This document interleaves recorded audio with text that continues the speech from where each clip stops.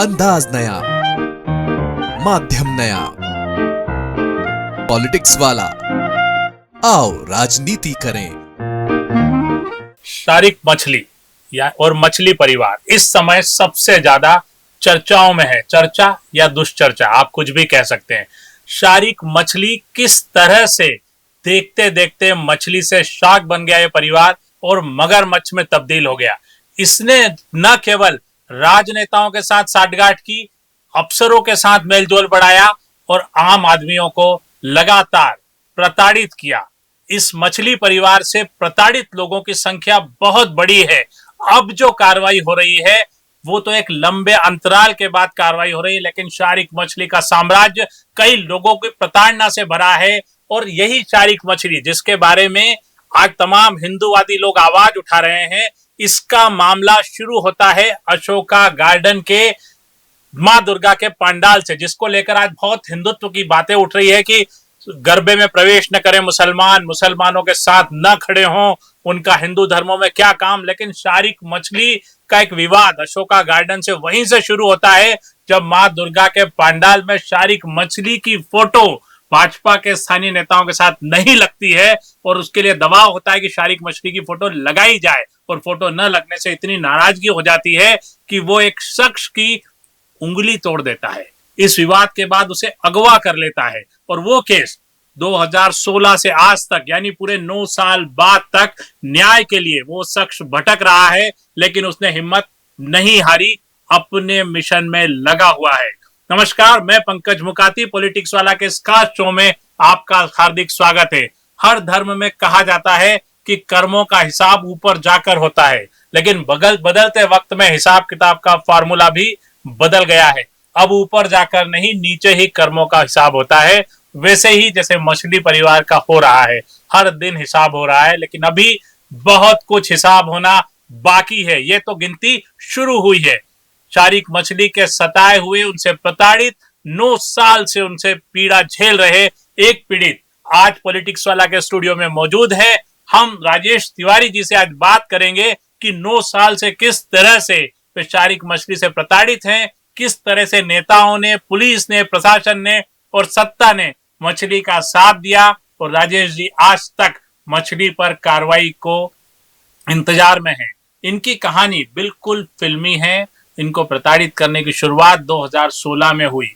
क्या हुआ था राजेश जी 2016 में? जैसा सर अभी आपने बोला कि एक जगह तो हम लोग बोलते हैं कि गरबे में मुस्लिम लोग नहीं आए, मंदिरों में मुस्लिम लोग नहीं आए, हमारे यहाँ कई कार्यक्रम होता है उसमें मुस्लिम लोग प्रवेश करते हैं और फिर उसी में से ये छटनियाँ करते हैं हमारी बहनों को, क्योंकि ये सच्चाई है। तो इसके साथ कुछ लोग ऐसे हिंदू लोग हैं जो इनसे चंदा मंदा लेके काम करते हैं और इनकी वाहवाही करते हैं। ये मेरे पास आए और कहा कि पंडाल के अंदर सारंग जी की फोटो लगाई जाए और एक जगह मेरी फोटो लगाई जाए जी। इनका वजूद है उधर, ये सेनापति के नाम से जाने जाते हैं, इनको लोग बाग बहुत बड़ा डॉन बोलते हैं। तो मैंने उनको स्पष्ट मना कर दिया सर। मैंने कहा सर, मेरी ही समिति मेरा विरोध करने लगेगी कि तुम यहाँ पर राजनीतिकरण कर रहे हो। और फिर क्या होता है कि देवी जी के कार्यक्रम में आज मैं इनकी फोटो लगा देता तो कल दूसरे लोग आते, पता पड़ा देवी जी तो छुप जाती और इन्हीं लोगों की फोटोएं लगी रहती। मैंने उस चीज का विरोध किया तो इसने उसके दूसरे तीसरे दिन मेरे ऊपर हमला किया। हमले में क्या हुआ सर? ये आप उंगली देख रहे हैं जी, ये उंगली टेढ़ी हो गई है, तो इसने मेरी उंगली तोड़ दी। इसके साथ इसका भाई था तारिक मछली, एक रिजवान करके था और एक शोएब। ये चारों बदमाशी टाइप के लोग थे। इन्होंने मुझे मारा। अच्छा, मुझे ही नहीं मालूम था कि ये प्री प्लानिंग इन्होंने काम कर रखा। मैं अशोका गार्डन थाने में जाता हूँ इनकी रिपोर्ट दर्ज करने। समिति के और भी साथी थे, मेरे साथ गए। और जब मैं रिपोर्ट इनके खिलाफ दर्ज करता हूँ तो ये मेरे खिलाफ काउंटर केस लगवा देते हैं, क्योंकि वहां का बाहुबली नेता इनके हाथ में था और वो खुद ही चाहता था कि इन पे, जब ये मेरे बैनर पोस्टर नहीं लगा रहे हैं तो इन पे कार्रवाई। तो मेरे ऊपर कार्रवाई करी, मेरे खिलाफ 307 का मुकदमा दर्ज करा दिया और मैंने इनके खिलाफ जो 324 का मुकदमा दर्ज कराया था, आपको वो भी एक विडंबना बताता हूं। मैंने 2016 में इनके खिलाफ मुकदमा दर्ज कराया। और साहब ये बताइए, आप तो खुद इतने बड़े पत्रकार हैं, चार्जशीट तैयार होने में संविधान के अनुसार पुलिस को 90 दिन दिए जाते हैं कि 90 दिन अपनी जांच पूरी कर ले और जांच पूरी करने के बाद कोर्ट में पेश कर दे। लेकिन जो केस मैंने दर्ज कराया था उस केस की चार्जशीट पूरे 2 साल बाद जमा हुई कोर्ट के अंदर। 2016 का केस, सितंबर 2018 में चार्जशीट जमा होती है। और चार्जशीट में जमा होती है उसमें भी एक और खेल होता है कि सारिक मछली और तारिक मछली, पुलिस कहती ये दोनों उपस्थित नहीं थे, इन दोनों का नाम एफआईआर में से काटा गया। अब आप सुनिए, मेरे को न्याय मिलना चाहिए था। मैंने अपने नाम से एफआईआर दर्ज इनके खिलाफ कराई और इनका पुलिस ने इनको इतना बेनिफिट दिया कि 2 साल बाद इनका नाम काट दिया। वो आज पूरे प्रूफ है और ये मैंने अभी सबको बताया। और सर एक और चीज, अन्य दो अपराधी जिनको पुलिस ने माना है, शोएब और रिजवान, आप ये देख लीजिए कोर्ट ने 20 बार उनको वारंट दिया गया। 20 बार पुलिस ने बुलाने की कोशिश की कि किसी तरह ये अपराधी कोर्ट में आए, लेकिन जब है पुलिस एक टिप लगा के भेज देती, नहीं मिले। ऐसे करके ये पूरे 20 बार, अब न्यायालय भी शांत बैठ गया कि ऐसे कौन से आदमी, ऐसे किनका भोकाल है कि ये कोर्ट में ही नहीं आ रहे और पुलिस इनको गिरफ्तार करके नहीं आ रही। सर ये घटना हुई और जो मेरे खिलाफ 307 का मुकदमा दर्ज किया गया, मैं आपके सामने रखता हूं ये डॉक्टर की रिपोर्ट। इसमें डॉक्टर ने बोला है जो 3 चोटें दिखाई गई हैं, 1 नंबर 2 नंबर 3, तीनों में बोला गया है लोकल चोट, साधारण चोट, सामान्य चोट। इसमें यदि मेरे ऊपर केस भी बनाया जाता तो 323 का केस बनाया जाता, लेकिन पुलिस की ऐसी महिमा थी कि पुलिस ने मेरे खिलाफ 307 का केस दर्ज करा और आज भी मैं उस केस को भुगत रहा हूं। मेरी इसके साथ साथ जॉब में भी प्रॉब्लम आई, हर जगह मेरे प्रमोशन में भी प्रॉब्लम आई, हर चीज से मैं जूझ रहा हूं इस चीज को। लेकिन संघर्ष है, जैसे अभी आपने बोला कि सबके कर्म सामने आते हैं, आज उनके कर्म सामने आए और मोहन सरकार का भी मैं मोहन जी का, स्पेशली मोहन यादव जी का धन्यवाद दूंगा कि उन्होंने हमने तो जिंदगी में कभी सोचा नहीं था कि ऐसा भी काम होगा, उसके खिलाफ कार्रवाई होगी। 2016 में जब आपका वो माँ दुर्गा के पंडाल में उनका फोटो लगाने के लिए शारिक का विवाद हुआ, उसके बाद आप पे हमला हुआ, आपकी उंगली तोड़ दी गई, तो उस मंडल के या हिंदूवादी लोगों ने आपका साथ दिया या नहीं दिया? सर वहां के बाहुबली नेता के नाम से सनातन के कोई आदमी नहीं आते, कोई हिंदू पक्ष, कोई काम, सब डरते हैं, सीधी बात। ये तो आप 2016 की बात कर रहे हैं, आज 2025 को तो देख लीजिए सर, इतना बड़ा कांड हो गया है। सरकार ने उनके मकान ध्वस्त कर दिए, फार्म हाउस ध्वस्त कर दिए, उनके गोदाम ध्वस्त कर दिए। इसके बाद भी आज भी लोग बाग, कोई सनातनी आके विरोध प्रदर्शन कर रहा है? कोई नहीं कर रहा। यहाँ के सनातनी सिर्फ कलश यात्रा, चुनरी यात्रा, इसी में व्यस्त रहते। आप पे जो 307 लगाई गई, उसके बाद आप, मतलब वो कब लगाई गई? मतलब आपने 2016 में रिपोर्ट की और ये 307 वाला घटनाक्रम उसके आधे घंटे बाद मेरे खिलाफ मुकदमा दर्ज। अच्छा, आप पे हमला हुआ और मैं रिपोर्ट उसके आधे घंटे बाद आप ही आरोपी हो गए? मेरे को आरोपी बना दिया और जेल भेज दिया। तो आपने इसके लिए कभी कहीं आवाज उठाई? अभी भी 307 का ही मुकदमा चल रहा है ये डॉक्टर की रिपोर्ट के बावजूद? अब ये 323 में कन्वर्ट हो गया है। हाँ। ये मैं डॉक्टर का धन्यवाद दूंगा और हमारे जज साहब ने कहा कि ये तो केस बनता ही नहीं है, 307 का ये किसने बना दिया। तो मैं उस अधिकारी के खिलाफ भी जाऊंगा, केस हो जाए पूरा फाइनल। जिस पुलिस अधिकारी ने इस संविधान का वो करते हुए, मान गलत उपयोग करते हुए मेरे पर 307 लाए, मैं उसके खिलाफ भी कार्रवाई करूंगा। मैंने ये सुना है कि 2016 में आपने केस किया, 2016 में आपके रिपोर्ट के बाद ही आप पे 307 का मुकदमा दर्ज हो गया। फिर पूरे 90 दिन बाद चार्जशीट दाखिल होनी थी, लेकिन वो 2018 में दाखिल, 2 साल बाद। उसमें भी शारिक और तारिक, जिन 2 लोगों को आपने आइडेंटिफाई किया, उनके नाम हटा दिए गए। इसके बाद, जो मेरी जानकारी है, इसके बाद भी शारिक का भौकाल कम नहीं हुआ और 2021 में हमने सुना है कि आपको अगवा कर लिया था। सर इनका भौकाल तो 2025 तक चला है, 2020 2021 नहीं, इनका 2025 तक चला है। नहीं तो मैं आपको अपनी एक व्यथा बताता हूं कि मैं अशोका गार्डन चौराहे पे खड़ा था, इसने मेरा अपहरण किया, बंदूक की नोक पे, रिवॉल्वर की नोक पे मेरा अपहरण किया। वहां पर प्रत्यक्षदर्शी थे जो अब आगे आए, पहले आगे आने को तैयार नहीं थे, अब आए। इसने मुझे कोकता स्थित फार्म हाउस पे लेके गया और वो फार्म हाउस कम टार्चर रूम ज्यादा था मेरे लिए। इन लोगों के लिए तो फार्म हाउस था क्योंकि वहां लड़कियां भी थी, जबरदस्ती लड़कियों को लेकर आए थे। तो अलग अलग रूमों में लड़कियां रख रहे हैं, मादक पदार्थ दे रहे हैं उनको, स्विमिंग पूल में नहा रहे हैं। ये और सब आपने देखा? सब मैंने देखा, और मुझे अलग कमरे में बंद कर दिया। कितनी लड़कियां थी वहाँ? लगभग 3 से 4 लड़कियों का उपयोग कर रहे थे, और वो ये साफ दिख रही थी कि कॉलेज की लड़कियां। क्या हुआ उस अगवा जब आपको कर लिया तो आप कितना समय आपको अगवा रखा? देखिए, मुझे अशोका गार्डन चौराहे से लगभग 10 बजे रात को उठाया था। फिर इन्होंने मुझे मारना चालू करा 12-1 बजे तक। क्या करते थे, ये इंजॉय करने बाहर चले जाते थे, दूसरे आदमी को अपॉइंट कर जाते थे, वो मुझे मारता था। बेल्ट थे इनके पास, और वो बेल्ट ये वाले बेल्ट नहीं थे, ये वो घोड़े के टाप टाइप के बेल्ट थे, उससे मुझे मारा गया था। फिर इसके बाद जब मैं अधमरा हो गया तो ये 1 बजे के करीब इन्होंने मुझे कोई पदार्थ चटाया, जिसके बाद मुझे नींद आ गई। मैं लगभग सवेरे 9 बजे उठा हूँ। सवेरे 9 बजे ये सारिक फिर आता है, इसने फिर मुझे मारना चालू करा। इनके साथ जो 3 लोग थे उसमें एक एजेड टाइप का व्यक्ति था जिसका नाम अजीज करके था। एक अजीज था और 2 अन्य थे, कौन नाम खटाइया इस तरह के, कौन मुझे नहीं मालूम, लेकिन 4 लोग थे। फिर इन्होंने मुझे मारा जब वो सवेरे 10 बज गया, 11 बज गया, जब मैं इसके हाथ पैर जोड़ने लगा, क्योंकि मेरे पास कोई दूसरा चारा नहीं था। और जो सर आपने फार्म हाउस देखा होगा, वो फार्म हाउस तो ऐसा लगता है जैसे जंगलों के बीच में बना दिया। अवैध तो थी लेकिन जंगलों के बीच में वहां कोई आ जा नहीं सकता था। यदि आप चिल्लाते, आवाज लगाते तो सुनने वाला कोई नहीं था। तो जब मैंने इसके हाथ पांव जोड़े तो इसने हरजाने के तौर पे, देखिए ये मैं कोई झूठ तो बोलूंगा नहीं सर, ये 50,000 रुपए इसने ट्रांसफर, पहले उसमें नंबर नहीं आ रहा था तो इसने हाई डाला, है ना, फिर 1 रुपए डाला और फिर 50 रुपए। क्या मैं दानवीर था क्या सर? मैं 50,000 रुपए किसी को नॉर्मल दे दूंगा? मेरे पास उस टाइम 53,000 रुपए थे, उसमें से इसने 50,000 किया। इसने उसी के साथ ही जो 4 लोगों में था, एक अजीज करके कुछ है, उसके नाम पे इसने मेरे नेट बैंकिंग हो गई है, तो इसने मेरा ट्रांसफर करे 50,000। ये पैसे कब ट्रांसफर किया आपने? ये देखिए सर, ये 30 अक्टूबर 2021, इसी समय का मामला है। इसी समय का मामला है। 29 को उन्होंने मुझे अपहरण किया था, है सुबह 11:34 पर। और इसके बाद फिर इन्होंने मुझे छोड़ा है, अशोका गार्डन चौराहे पे लाके छोड़ दिया। फिर मैं घर गया, मेरे बच्चे रात भर परेशान हुए थे क्योंकि मोबाइल नहीं लग रहा था, मेरे बच्चे परेशान।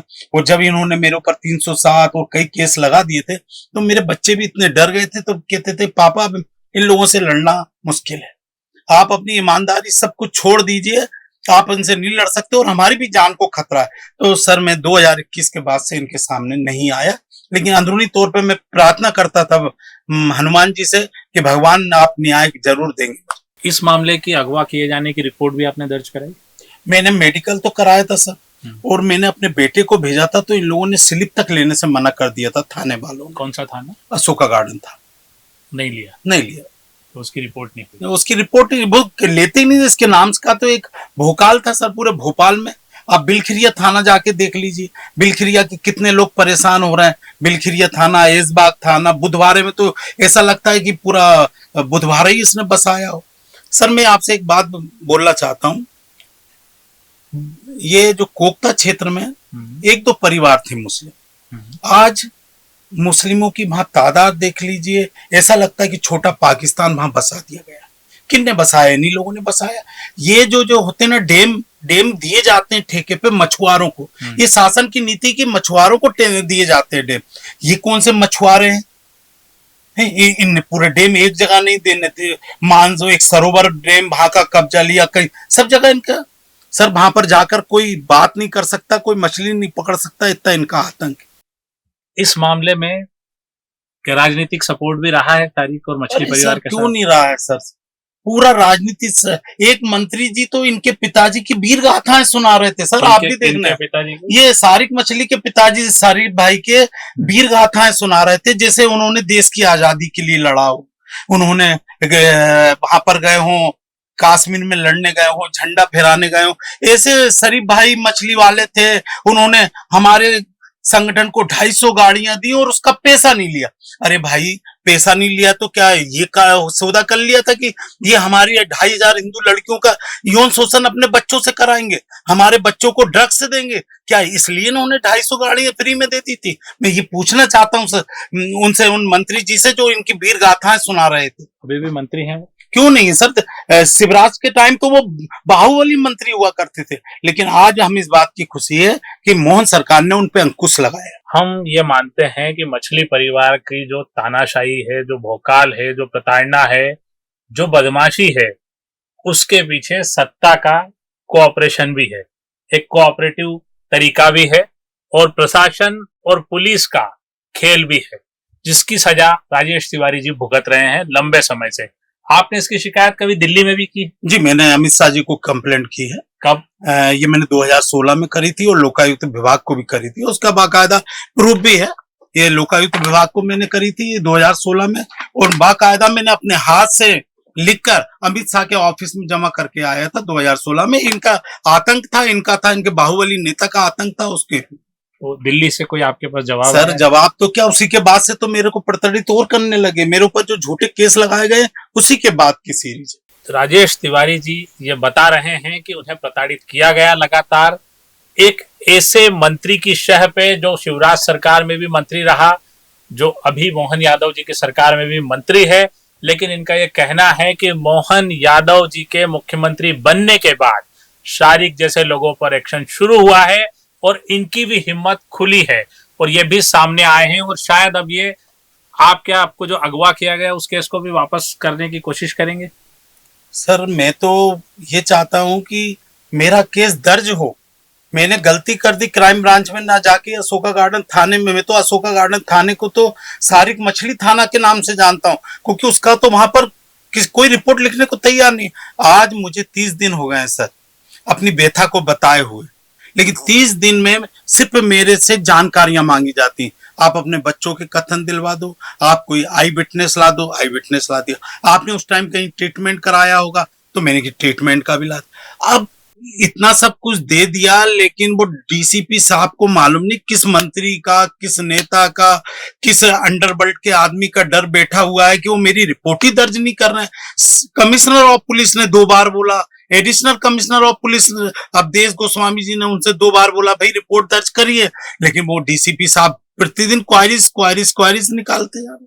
देखिए, एक तरफ हम देख रहे हैं, हमें ऐसा आभास हो रहा है कि शारिक मछली और मछली परिवार पर बड़ी कार्रवाई हो रही है, बड़ी मतलब बड़ी कार्रवाई। उनके फार्म हाउस, उनके ठिकाने ध्वस्त किए जा रहे हैं। लेकिन दूसरी तरफ राजेश तिवारी जी ये भी खुलासा कर रहे हैं कि शारिक और उनके परिवार के खिलाफ रिपोर्ट नहीं लिखी जा रही है। आज भी पुलिस, प्रशासन और कोई एक मंत्री जिनके जरिए वो अपना कारोबार चला रहा है, खुद को बचा रहा है। एक बड़ा सवाल ये भी है कि शारिक पर कार्रवाई तो खूब हो रही है, लेकिन अभी तक कोई एफआईआर दर्ज नहीं हुई है। क्या कारण है कि शारिक मछली अभी भी बचा हुआ है, उसके खिलाफ कोई एफआईआर दर्ज नहीं हुई? एक्शन अपनी जगह।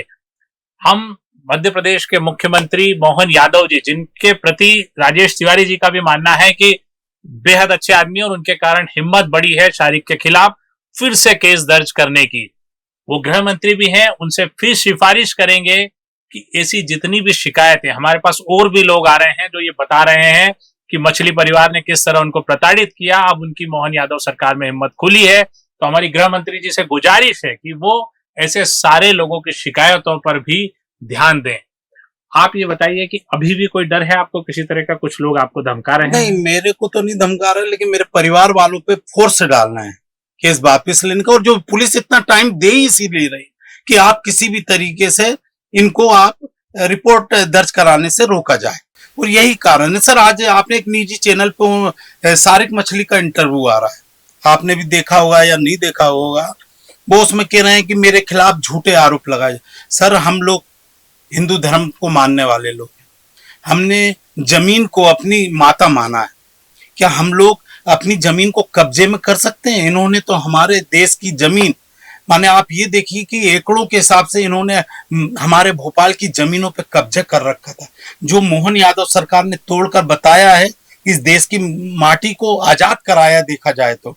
लेकिन इनने कब्जा पे कब्जे, 3-3 मंजिला। और आप ये समझ लीजिए सर, जिसके खिलाफ 28 से 30 से 60 के करीब प्रकरण हो, और यही पुलिस प्रशासन उनको बाकायदा रिवॉल्वर का लाइसेंस दे रही है उनको। कौन सी सुरक्षा चाहिए उनको? 20-25 लोगों का परिवार, आप अपराधी और सबको देखा जाए तो लाइसेंस बांटे जा रहे हैं। तो सर इसमें तो सब मिले हुए ना, कलेक्टर भी तो उसमें मिला हुआ है, पुलिस थाना भी तो उसमें लगाता है ना सर अपनी नोटिंग। तो इससे साफ दिख रहा है कि इनका बाकायदा इनको सपोर्ट किया जा रहा है। आपने बताया कि एक मंत्री के शह पर शारिक मछली ने अपना कारोबार बड़ा किया, उनके पिताजी की महिमा भी गा रहे हैं वो। तो दूसरे जो नेता हैं, यहाँ पर तो कई ऐसे सनातनी नेता हैं जो खुद को हिंदूवादी कहते हैं, भगवा झंडा और तमाम चीजें लेके घूमते हैं, उनमें से किसी ने आपसे संपर्क नहीं किया? आपके पिता? नहीं सर, अभी किसी ने नहीं किया और मुझे किसी की जरूरत भी नहीं है। मैं अपनी लड़ाई जब तक स्वयं लड़ूंगा तो ही मैं जीत पाऊंगा। यदि इन लोगों को सपोर्ट करना होता तो उन हिंदू लड़कियों के लिए आते ना सर आगे, जो लड़कियां आपने देखा नहीं यौन शोषण करा इन्होंने। यदि पुलिस विभाग ने कार्रवाई नहीं की होती, यदि पुलिस विभाग ने उन लड़कियों को नहीं बुलाया होता तो क्या क्या इनके खिलाफ रिपोर्ट हो सकती थी? नहीं हो सकती। वो तो क्राइम ब्रांच का हमें धन्यवाद देना चाहिए कि भोपाल में क्राइम ब्रांच ने एक अपनी इमेज साफ सुथरी बनाई है, और मैं उधर के अधिकारियों को भी धन्यवाद दूंगा जिनके कारण इतना बड़ा खुलासा हो। ये थे राजेश तिवारी जी, जो कि 2016 से शारिक मछली और मछली परिवार की प्रताड़ना से परेशान है, इनका परिवार परेशान है। अब चूंकि एक्शन हुआ है तो ये सामने आए और अपनी बात रखी है। पॉलिटिक्स वाला और इसी तरह के मुद्दे उठाते रहेगा, क्योंकि हम हमेशा ऐसे सभी लोगों के खिलाफ हैं जो समाज में बदमाशियां करते हैं, लोगों को प्रताड़ित करते हैं और राजनीति और प्रशासन की आड़ में खुद को सबसे बड़ा बताने की कोशिश करते हैं। ऐसे अपराधियों पर अंकुश जरूरी है। हम जल्द ही कुछ और लोगों से आपकी बात कराएंगे और वो आपको और शारिक मछली से जुड़े किस्से आपको बताएंगे। पॉलिटिक्स वाला में आज इतना ही। राजेश तिवारी जी, आपने जो हिम्मत और साहस दिखाया उसके लिए आपका धन्यवाद। चैनल को लाइक और सब्सक्राइब जरूर कीजिए। धन्यवाद।